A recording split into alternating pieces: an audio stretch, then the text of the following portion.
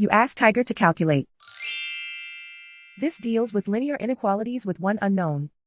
The final result is x equal or greater than 6. Let's solve it step by step. Group all constants on the right side of the inequality. Add 10 to both sides.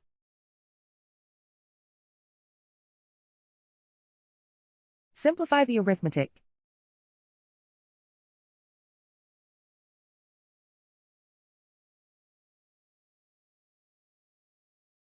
Isolate the x. Divide both sides by 4.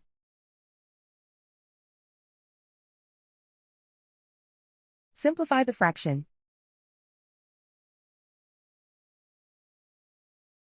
Find the greatest common factor of the numerator and denominator.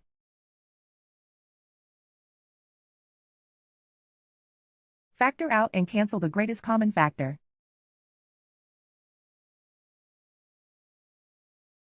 Plot the solution on a coordinate grid. And so the final result is x equal or greater than 6.